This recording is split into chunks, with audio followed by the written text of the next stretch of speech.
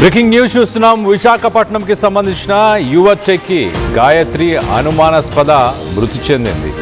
ఉత్తరాఖండ్లోని మసూరిలో ఒక హోటల్లో దంపతులు ఇద్దరు అక్కడికి హానీమూన్ కోసం వెళ్ళడం జరిగింది. కానీ గాయత్రి మాత్రం మృతదేహంగా మారి కనిపించింది.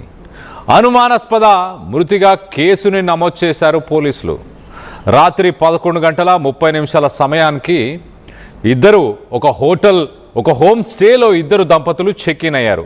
11:30 నుంచి తెల్లవారుజామున ఉదయం 3:30 వరకు 3:30 ఆ సమయం వరకు కూడా ఇద్దరు మద్యం సేవించారు. భార్యాభర్తలు ఇద్దరు మరి చెక్ ఇన్ అయ్యారు. 11:30కి 3:30 దాకా మద్యం సేవించారు.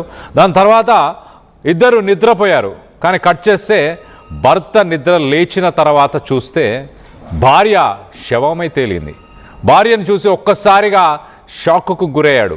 ఆమె బెడ్పై కాకుండా నేలపైన ఉంది, అందులో నగ్నంగా ఉంది.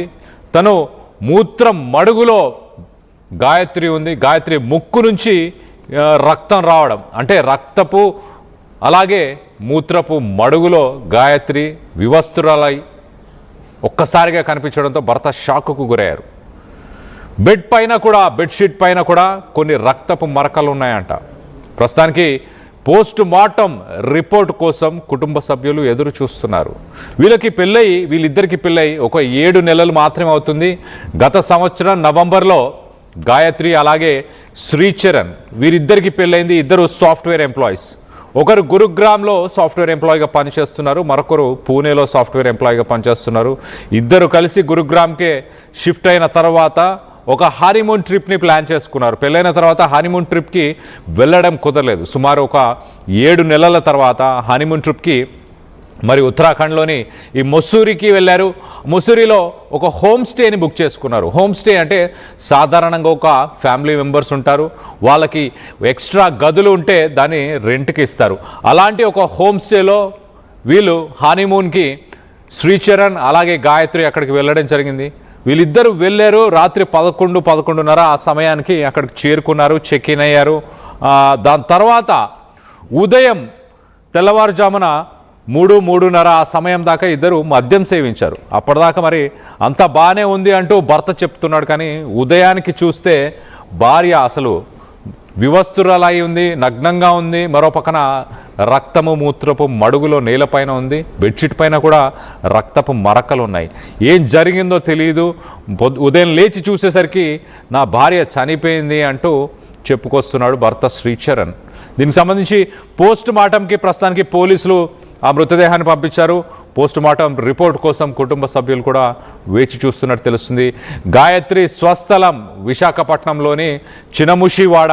సో మొత్తానికైతే ఒక వైజాగ్కి సంబంధించిన సాఫ్ట్వేర్ ఇంజనీర్ అని చెప్పుకోవచ్చు. సో ఈ విషయానికి సంబంధించి మరింత అప్డేట్ కూడా తీసుకునే ప్రయత్నం చేద్దాం. మా ప్రతినిధి రామచందర్ అందుబాటులో ఉన్నారు, మరి కాసేపట్లో అందుబాటులోకి వస్తారు. రైట్ సైడ్ బాక్స్లో మనం వాళ్ళ పెళ్లి వేడుకకు సంబంధించిన ఫొటోస్ని మనం చూస్తున్నాము. ఆ ఫొటోస్లో చూడొచ్చు భార్య భర్తలు ఇద్దరు సాఫ్ట్వేర్ ఎంప్లాయీస్. ఇద్దరు మరి ఒక అరేంజ్డ్ మ్యారేజ్లోనే పెళ్లి చేసుకున్నట్టు తెలుస్తుంది. అలాగే భార్య గాయత్రి తండ్రి కూడా ఒక ఎక్స్ ఆర్మీకి సంబంధించిన వ్యక్తిగా గుర్తించారు. హుటాహుటిన తన కూతురు విషయం తెలిసిన వెంటనే ఆయన మసూరికి చేరుకున్నట్టు తెలుస్తుంది. మసూరికి చేరుకొని దీంట్లో ఎవరి ప్రమేయం లేదు అని నేను భావిస్తున్నాను. పోస్ట్ మార్టం రిపోర్టు వచ్చిన తర్వాత క్లారిటీ వస్తుంది అంటూ ఇటు తండ్రి కూడా చెప్పుకొచ్చాడు. మొత్తం మీద ఒక షాకింగ్ ఇన్సిడెంట్ అని చెప్పాలి. అసలు భార్యాభర్తలు ఇద్దరు పెళ్లి చేసుకొని 7 నెలల తర్వాత హనీమూన్ ట్రిప్కి వెళ్ళారు. హనీమూన్ ట్రిప్కి మంచి మసూరిని సెలెక్ట్ చేసుకున్నారు. అక్కడికి వెళ్ళి ఒక హోమ్ స్టేని కూడా వాళ్ళు బుక్ చేసుకొని అక్కడికి వెళ్ళి చెక్ ఇన్ అయ్యారు. రాత్రి 11:30 ఆ సమయానికి ఇద్దరు చెక్ ఇన్ అయ్యారు. చెక్ ఇన్ అయిన తర్వాత మరి ఇద్దరు మద్యం సేవిస్తున్నారు. తెల్లవారుజామున 3:30 ఆ సమయం దాకా ఇద్దరు మద్యాన్ని సేవించారు. మద్యం సేవించి ఇద్దరు మరి ఒకటే రూమ్లో ఉన్నారు. ఆ ఒకటే రూమ్లో పడుకున్న తర్వాత మరి భర్తకి ఏంటి అసలు ఏమి వినిపించలేదా, ఏమి కనిపించలేదా? ఉదయం లేచేదాకా తన భార్య మరి చనిపోయింది, ఎలా చనిపోయింది, తను తన ఒంటి మీద అసలు బట్టలు కూడా లేకపోవడం, నగ్నంగా ఉండడం, దాంతోపాటు తన బెడ్షీట్ పైన కూడా రక్తపు మరకలు ఉన్నాయి. ఎలా జరిగి ఉంటుంది ఈ ఘటన? మూడో వ్యక్తి ప్రమేయం ఏమనుందా? ఒక మనిషి మరి చనిపోవాలనుకున్నా కూడా వివస్తురాలై చనిపోవాలని ఎవరు అనుకోరు. మరి ఇక్కడ గాయత్రి పరిస్థితి చూస్తే తన ఒంటి మీద బట్టలు లేకపోవడం, తను నేలపైన ఉండడం, అలాగే మూత్రము రక్తము, తన ముక్కులోంచి రక్తం వచ్చిందంట, అలాగే మూత్రపు మడుగులో ఉందంట. ఎలా జరిగి ఉంటుంది? దీనికి సంబంధించి మరింత డీటెయిల్గా మాట్లాడుకునే ప్రయత్నం చేద్దాం. ఇటు మా ప్రతినిధి రామచందర్ అందుబాటులో ఉన్నారు. రామచందర్తో మాట్లాడి తెలుసుకునే ప్రయత్నం చేద్దాం. రామచందర్, చెప్పండి, అసలు గాయత్రి అలాగే శ్రీచరణ్ పెళ్లి ఇద్దరిది ఒక అరేంజ్డ్ మ్యారేజా, లవ్ మ్యారేజా? ఎలా జరిగింది ఈ ఘటన? దీనికి సంబంధించి లేటెస్ట్ అప్డేట్ ఏంటి? మనోజ్, వీళ్ళు విశాఖ నగర శివార్లోని చెందుర్తిలోని చిన్నముషుడువాడ ప్రాంతానికి చెందిన వారు. వీరు గాయత్రి అట్లాగే శ్రీచరణ్, అంటే రాధా గాయత్రి, శ్రీచరణ్, వీరిద్దరికి కూడా వివాహం జరిగింది. వీరిద్దరు అరేంజ్ మ్యారేజ్. గాయత్రి బీటెక్ చేశారు, ఉద్యోగాలు చేస్తున్నారు.